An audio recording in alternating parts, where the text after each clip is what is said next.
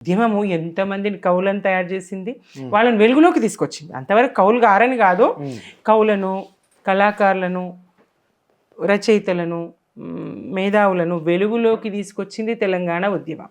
సమాజానికి దగ్గర చేసింది తెలంగాణ ఉద్యమం. తెలంగాణ రాష్ట్ర సాధన తర్వాత వాళ్ళు మరి ఇప్పుడు తెలంగాణకు జరుగుతున్నటువంటి అన్యాయాల మీద ప్రశ్నించాల్సినటువంటి అవసరం, ప్రజల పక్షాన మాట్లాడాల్సినటువంటి అవసరం. కానీ వాళ్లకు కొంత భేషజాలు, అహం అడ్డొస్తుందనే చెప్పొచ్చు.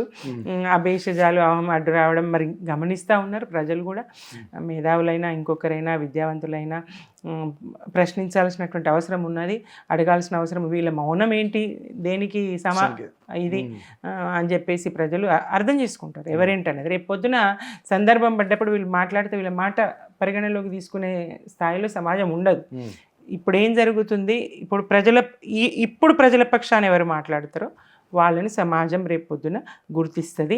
మేధావులుగా అయినా, కవులుగా అయినా, కళాకారులుగా అయినా, విద్యావేత్తలుగా అయినా, సమాజ ఉద్ధారకులుగా అయినా, సామాజికవేత్తలుగా అయినా సమాజం గుర్తించాలంటే వాళ్ళు నిరంతరము ప్రజలతోనే ఉండాలి.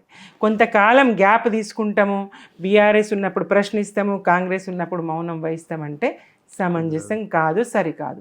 నిజంగా ప్రజల పక్షమే అయితే మేధావి అనేటోడు, నిజంగా ప్రజల పక్షమే అయితే కవి, రచయిత, సామాజికవేత్త ఎవరైనా సరే నిజంగా ప్రజల పక్షమే అయితే నిరంతరం ప్రశ్ననే కావాలి, నిరంతరం ప్రజలతోనే ఉండాలి. అది లోపిస్తూ ఉన్నది, తప్పకుండా ప్రజలు గుర్తిస్తూ ఉన్నారు.